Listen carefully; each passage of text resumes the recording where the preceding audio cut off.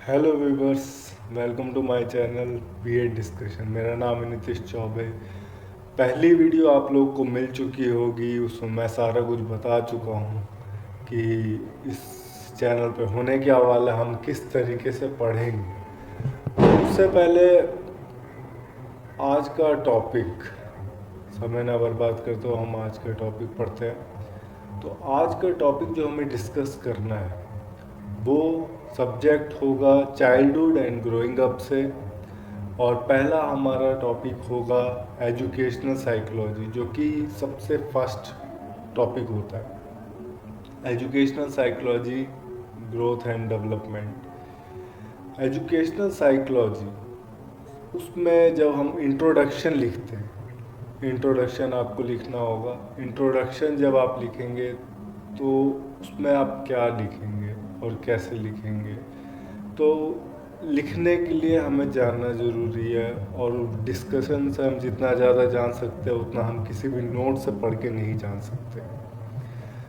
तो सबसे पहले हमें ये जानना होगा कि साइकोलॉजी जो शब्द है वो क्या काम आता है हमारे टीचर लाइफ में, टीचिंग लाइफ में। अगर मान लीजिए आप कल को टीचर बन जाते हैं, ऐसे तो बन ही जाइएगा, लेकिन जब टीचर बनने के बाद जब आप किसी क्लास में जाएंगे और बड़े सारे बच्चे आप लोग के सामने होंगे, अगर आप मान लीजिए अभी आप टीचर हैं, तो कैसे आप बच्चों की जो इंटरेस्ट है उसको जानेंगे, या बच्चों के बारे में कैसे जानेंगे, उनकी नीड्स क्या है ये कैसे जानेंगे। और और बच्चे आपको कैसे माने कि वो टीचर है या टीचर ठीक नहीं है। वो भी तो, हम जब छोटे थे तब हम लोग तो कहते हैं यार ये नहीं, इनका पढ़ा समझ नहीं आ रहा, या ये हमारी बात नहीं समझ पा रहे। कोई टीचर ऐसे होते हैं जो बात नहीं समझ पाते हैं, तो उसको छोटे बच्चे जो होते हैं वो अपने आप से मन में ठान लेते हैं कि ये टीचर ठीक नहीं है, नहीं ये टीचर ठीक नहीं है क्योंकि ये मेरी बात नहीं समझ पा रहे हैं। तो एज अ साइकोलॉजी हमें वहाँ पे जानने की ज़रूरत है कि बच्चे क्या सोच रहे हैं, उनकी नीड्स क्या है, उनका इंटरेस्ट क्या है, और उनके अंदर इंटरेस्ट जगाना, अपनी बातों को रखना, उनकी बातों को समझना ये ज़रूरी है, जिसके लिए हमें साइकोलॉजी पढ़ना ज़रूरी है, एजुकेशनल साइकोलॉजी। अब साइकोलॉजी के बारे में हम जानते हैं कि ये शब्द कहाँ से आया। साइकोलॉजी दो शब्दों का मिश्रण है। पहला है साइकी, जिसका मतलब होता है सोल। दूसरा शब्द है लोगस, जिसका मतलब होता है साइंस। तो शुरू शुरू में इसको, साइकोलॉजी को बोला जाता था science of soul. Science of soul जब बोला जाता था तो उसके ऊपर सवाल ये उठते थे कि सोल की तो एग्जिस्टेंस है नहीं, तो साइंस ऑफ सोल का क्या मतलब है, कुछ नहीं पता लग पा रहा था। एग्जिस्टेंस नहीं है जिसके, तो उसके बारे में कैसे पढ़ा जाए।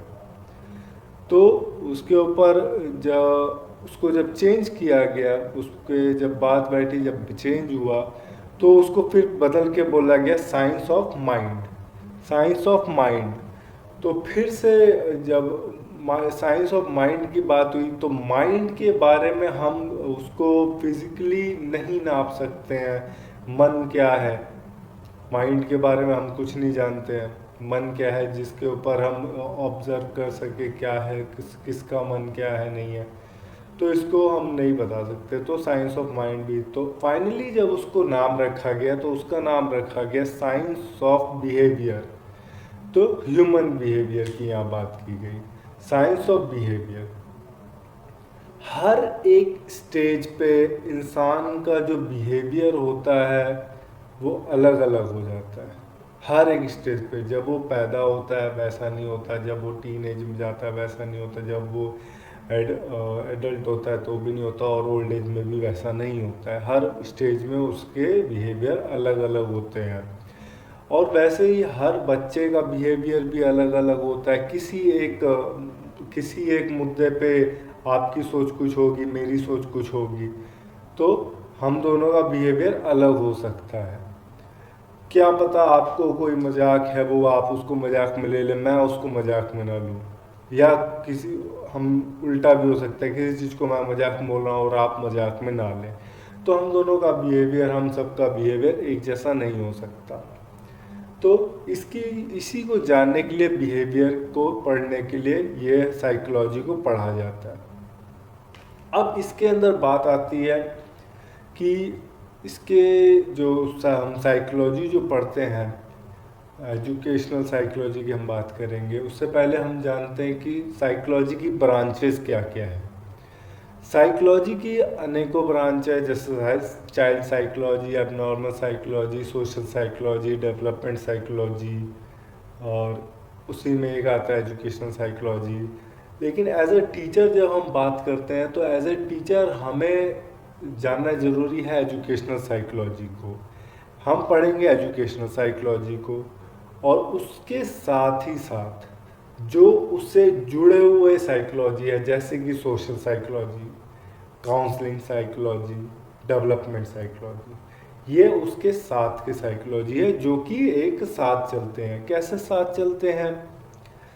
एजुकेशनल साइकोलॉजी जब हम बात करते हैं तो हम एज ए टीचर हर चीज़ को देखेंगे। आप कभी भी बीएड कोर्स में हैं, किसी भी मुद्दे को हम देखेंगे तो आप ऐसे देखिएगा कि आप एक टीचर हैं, तभी आप उस सवाल का जवाब सही से लिख पाएंगे।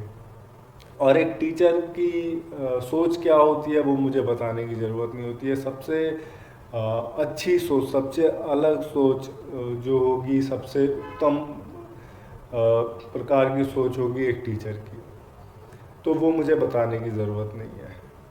तो जब हम कुछ भी चीज़ लिखेंगे, चाहे एग्ज़ाम में लिखे, चाहे नोट्स बनाए, आप लोग अगर नोट्स भी बना रहे हो तो हमेशा किसी भी सवाल को उस पर्सपेक्टिव से देखिएगा कि आप एक टीचर हैं। उस पर्सपेक्टिव से देख के आप उस आंसर को बढ़िया, सटीक और अच्छे से लिख पाएंगे।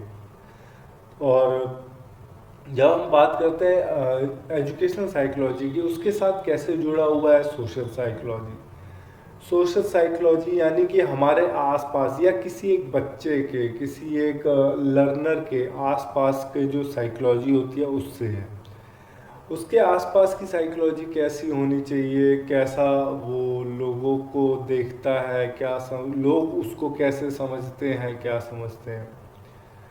और डेवलपमेंट साइकोलॉजी, क्या उसकी ग्रोथ ठीक से हो रही है, विकास उसका जो होता है, विकास की बात करेंगे, डेवलपमेंट विकास को बोलते हैं, तो वो ठीक से हो रहा है कि नहीं, वो किस तरीके से हो रहा है। क्योंकि चाहे इंडिया का बच्चा हो, चाहे अमेरिका का बच्चा हो, सबकी डेवलपमेंट एक लाइन में, एक सीरीज़ में ही होती है। अगर वो 0 से 2 साल के बच्चा जो है, 0 से 2 साल की एज का बच्चा, उसके अंदर जो उसकी जितना वो डेवलप कर पाएगा वो उतना ही डेवलप वहाँ पे भी, अमेरिका में भी कर पाएगा। ऐसा नहीं है कि इंडिया में ज़्यादा हो जाएगा या अमेरिका में ज़्यादा हो जाएगा, तो वैसा नहीं है। सब जगह के बच्चा एक ही तरीके से डेवलप करेगा। फिर उसके बाद आता है काउंसलिंग साइकोलॉजी। काउंसलिंग साइकोलॉजी इसलिए ज़रूरी है कि हम कभी भी कोई भी ऐसी मानसिक दिक्कत होती है तो हम काउंसलर के पास जाते हैं, काउंसलिंग के लिए जाते हैं। काउंसलिंग से क्या होता है कि किसी एक मुद्दे पे बात करना, ताकि सामने वाले की परेशानी बाहर आए, सामने वाले की परेशानी बाहर निकल के आए कि उसके दिमाग में चल क्या रहा है, उसके दिमाग में किस चीज़ को लेकर कि वो तनाव में है, डिप्रेशन है या किसी भी तरीके की दिक्कत है, वो कैसे वो चीज़, दिक्कत उसकी बाहर आनी चाहिए, सामने में हो। जितनी ज़्यादा उसके ऊपर बात की जाएगी, उसको उसकी प्रॉब्लम पता लगेगी, उसको सॉल्व करने में उतनी आसानी होगी, काउंसलर को भी और उस इंसान को भी।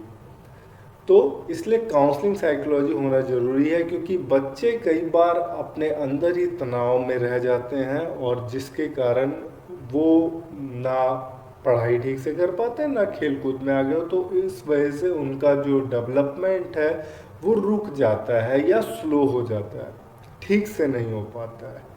तो उस चीज़ को सही समय पे जान लेना सही समय पे, परख लेना सही समय पे, उसका सॉल्यूशन निकाल के बच्चों के सामने रख देना, पेरेंट्स के सामने रख देना, गार्जियन के सामने रख देना, वो ज़्यादा अच्छा होता है। ये काम भी एक टीचर का होता है, क्योंकि बच्चा जब टीचर के पास आता है, टीचर को सेकंड पेरेंट कहा गया, सेकंड पेरेंट कहा गया। उसके माता पिता के बाद वही एक आदमी है जिससे बच्चा सबसे ज़्यादा जुड़ा हुआ रहता है और जो उसको सिखाता है। और जब इसको पढ़ने के बाद हम आते हैं, सेकंड जो टॉपिक हमारा निकलता है एजुकेशनल साइकोलॉजी के बारे में थोड़ा सा जान लेते हैं हम लोग। एजुकेशनल साइकोलॉजी क्यों ज़रूरी है, क्या होता है एजुकेशनल साइकोलॉजी?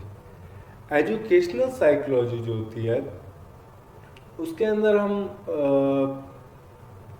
किसी भी, जब हम कहीं एज ए टीचर ट्रेनिंग देखते हैं तो हमारे पास कुछ सवाल आते हैं कि हमें पढ़ाना किसको है, who are to be taught, तो हमें पढ़ाना किसको है। फिर दूसरा सवाल आता है कि हमें पढ़ाना कहाँ पे है। फिर तीसरा सवाल आता है हमें पढ़ाना कैसे है। और चौथा सवाल आता है हमें पढ़ाना क्यों है, किसे पढ़ाना है, क्यों पढ़ाना है, कहाँ पढ़ाना है और कैसे पढ़ाना है। और भी कई सवाल आते हैं। ये सवालों के जवाब हमें पता होने चाहिए। अगर जैसे मेरा सब्जेक्ट बीएड में था, फिज़िकल साइंस था, मैंने फर्स्ट पेपर फिज़िकल साइंस मेरा सिलेक्टेड था। तो जब first paper physical science select हुआ तो मुझे पता था कि मुझे फिज़िक्स पढ़ाना है या केमिस्ट्री पढ़ानी है। तो क्यों पढ़ाना है फिज़िक्स, क्या ज़रूरी है, मैं क्यों समझाऊं अपने स्टूडेंट को फिज़िक्स के बारे में, क्यों बताऊं क्यों ज़रूरी है फिज़िक्स या केमिस्ट्री या साइंस, कुछ भी सब्जेक्ट है, वो मुझे मालूम होना चाहिए। किस तरीके से पढ़ाना है, किस तरीके से पढ़ाना है कि अगर वो बच्चा छोटा बच्चा है, क्या वो मेरी बात को समझ पाएगा या मुझे उसके लेवल पे जाके उसको बताना पड़ेगा। तो बच्चे के लेवल के हिसाब से मुझे उसके लेवल पे जा कर के उसको बताना पड़ेगा। और कहाँ बताना है, कहाँ बताना है का मतलब होता है कि आप उस लेवल पे उसको उसी लेवल की बताइए, उसको उस लेवल से ऊपर मत बताइए, कभी भी मत बताइए, कभी नहीं करना है, क्योंकि वो एक उसके ऊपर बर्डन की तरह पड़ेगा, उसके ऊपर बोझ की तरह एक पड़ेगा जिसको वो हो सकता है संभाल ना पाए या उसके दिमाग से जो है वो भी निकल जाएगा, तो वो अच्छी चीज़ नहीं है। तो उसको जितना समझ आ रहा है उतना ही उसको समझाना है, उससे ज़्यादा उसको नहीं समझाना है। उसके बाद आता है कैसे पढ़ाना है। हमेशा बच्चे को ध्यान रखिए, जब हम बीएड में कभी भी लिखेंगे, सवाल का जवाब लिखेंगे, तो बच्चे को सेंटर पे रखिए, हमेशा बच्चे को सेंटर पे रखिए और उसके बाद लिखिए। ऐसा समझिए कभी आपको सोचना पड़ेगा टीचर के पर्सपेक्टिव से कि मैं टीचर हूँ, मैं क्या सोचता हूँ, और कई ऐसे सवाल होंगे जहाँ पे आपको ये सोचना पड़ेगा अगर मैं बच्चा हूँ तो मेरे हिसाब से क्या होना चाहिए।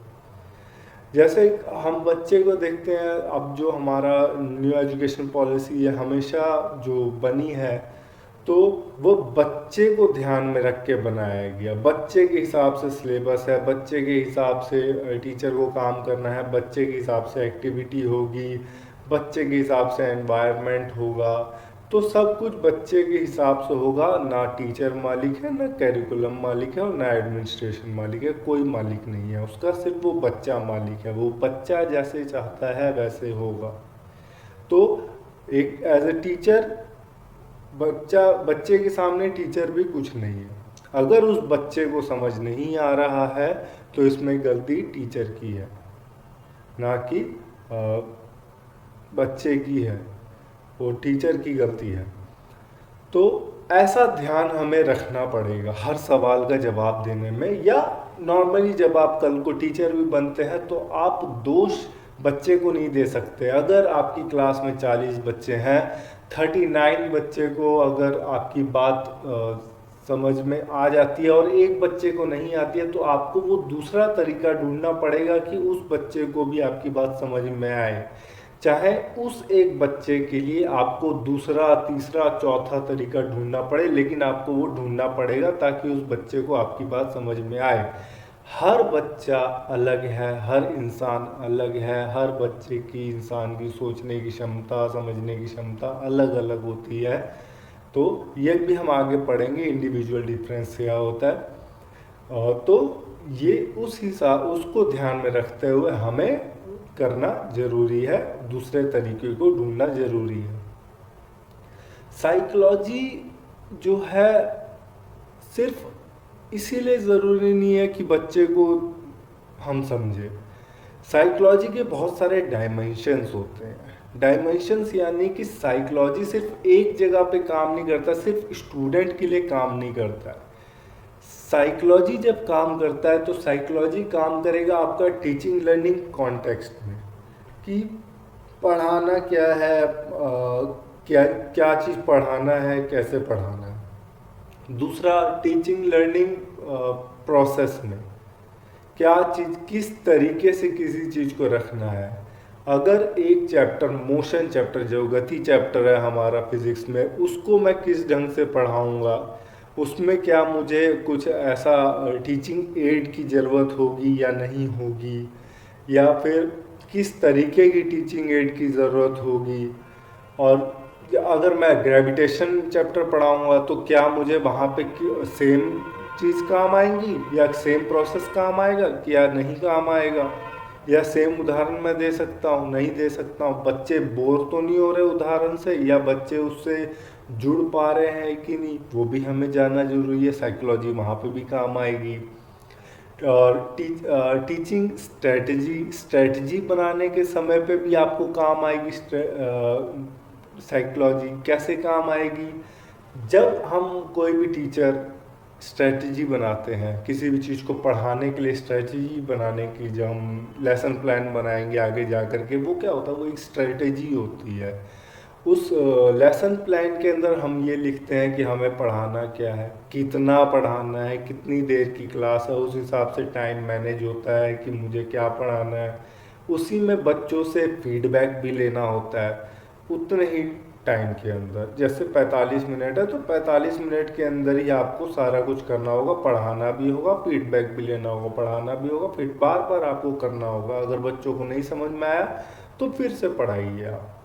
तो और कितना पढ़ाना है, लिमिटेड टॉपिक। मान लीजिए अगर आप एक पैराग्राफ पढ़ा रहे हैं तो वो एक पैराग्राफ हर एक बच्चे को समझ आ जाना चाहिए उसके तरीके से, चाहे वो जैसे भी समझना चाहता है। अगर एक भी बच्चा रह गया तो उसमें गलती टीचर की है कि वो वहाँ पे उसकी, तो वहाँ पे स्ट्रेटजी फेल हो जाती है। और स्ट्रेटजी का फेल होने का मतलब होता है टीचर का वहाँ पे उस टॉपिक को समझाने के लिए फेल हो जाना।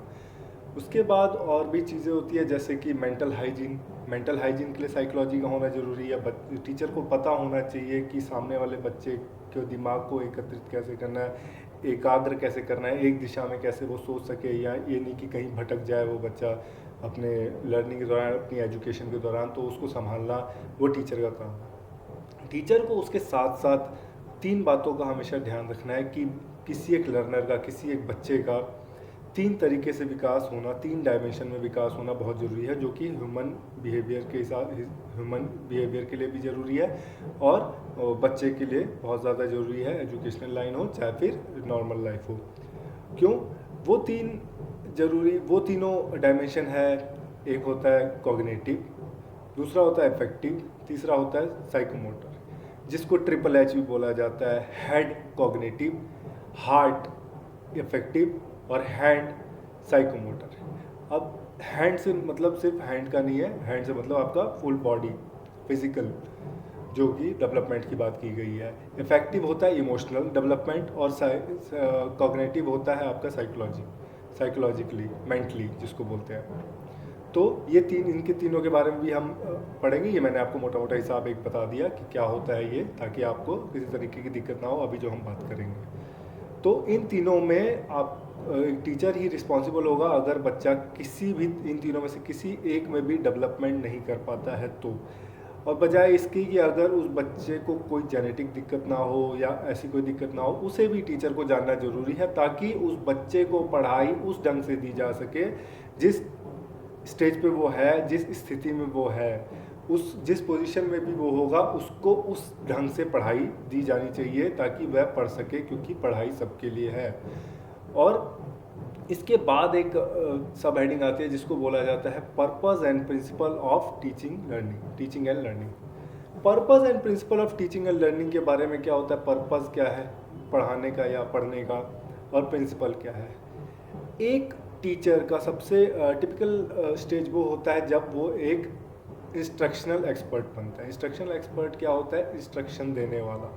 हमेशा जब इंस्ट्रक्शन देना एक टीचर को इसलिए भी ज़रूरी है कि कोई एक बच्चा है उसको कैसे संभालना है वो इंस्ट्रक्शन ही दे सकता है, क्योंकि नए नियम के हिसाब से हम किसी बच्चे को मार नहीं सकते हैं। तो किसी एक बच्चे को इंस्ट्रक्शन कैसे देना है कि वह सही काम कर रहा है कि नहीं, और अगर कहीं पे भी गलती होगी तो वो टीचर जिम्मेदार है, क्योंकि वो मैनेज नहीं कर पाया उस चीज़ को, बच्चों को मैनेज नहीं कर पाया, इसके लिए टीचर जिम्मेदार है कि वहाँ पे उसकी स्ट्रेटजी फेल होती है। फिर से वही बात होती है कि स्ट्रेटजी उसकी फेल हो जाती है वहाँ पे, तो उस टीचर की ही रिस्पॉन्सिबिलिटी बनती है हर चीज़ के लिए। तो उसके बाद जब बात करेंगे हम लोग प्रिंसिपल, जब प्रिंसिपल ऑफ टीचिंग लर्निंग की बात होती है उसके अंदर ये होगा, बच्चे को 3 तरीके से देखना है। हम एक टीचर के दिमाग में ये चीज़ हमेशा रहनी चाहिए कि हम पढ़ा किसको रहे हैं, हु, व्हाट, हाउ, ये 3 चीज़ उसके दिमाग में रहनी चाहिए। हु, हम किसको पढ़ाने वाले हैं, तो हम सबसे पहले हमें मालूम होना चाहिए कि लर्नर की कैरेक्टरिस्टिक्स क्या है, वो लर्नर कैसा लर्नर है, जो कि हमें साइकोलॉजी से पता लगेगा कि वो कैरेक्टरिस्टिक्स उसके बारे में जानना ज़रूरी है कि लर्नर कैसा है, किस लेवल पे है, कहाँ तक ये बढ़ सकता है, कहाँ तक ये जा सकता है।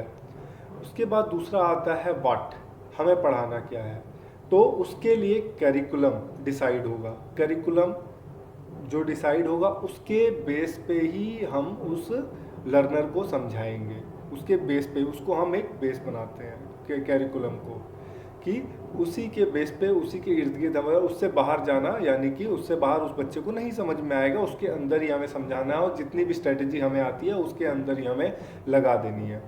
उसके बाद है हाउ, कैसे। जब हम किसी बच्चे को पढ़ाते हैं तो उसके अंदर हम उस बच्चे को ही नहीं पढ़ाते, उस बच्चे की यूनिकनेस को भी पढ़ाते हैं। उस बच्चे की यूनिकनेस क्या, हर बच्चा अपने में यूनिक है, हर बच्चा अपने में अलग है, तो उसकी जो यूनिकनेस है हम उसको बताते हैं। ज़रूरी नहीं है कि आपकी क्लास में जो बच्चा आप जिसको पढ़ा रहे हैं वो 100% आपकी बात को समझ रहा हो, 99% ही समझ रहा है वो बच्चा, वो 1% बात को नहीं समझ रहा है, वो तुक्का लगा रहा है, ठीक है। तो वो तुक्का ना लगाए, वो 100% समझाने के लिए मुझे उस बच्चे की दिक्कत को समझना होगा कि वो 1% कहाँ दिक्कत आ रही है मुझ में, बच्चे में नहीं, मुझ में कहाँ दिक्कत आ रही है, और वो 1% मैं किस स्ट्रेटजी से उसको समझा पाऊँगा। तो ये हमें जानना ज़रूरी होता है। उसके बाद जब बात आती है कि हाउ, कैसे पढ़ाना है, तो कैसे पढ़ाना है इसको ध्यान रखने के लिए टीचर को अलग अलग स्ट्रेटजी का इस्तेमाल करना होगा, अलग अलग टीचिंग लर्निंग एड्स का इस्तेमाल करना होगा, और अलग अलग क्या नाम है, लेसन प्लान जैसे बनाते हैं तो लेसन प्लान के अंदर हमें तरीके बताने होंगे, प्रोसेस क्या होगी वो बदलते रहनी पड़ेगी ताकि वो हर बार समझ सके।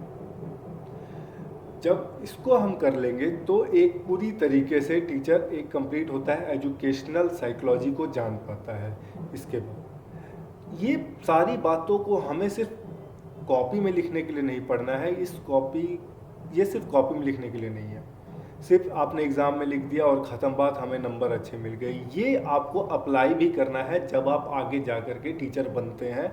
इन सब बातों को आपको ध्यान में रखना है हमेशा कि ये बातें हमें अप्लाई करनी है।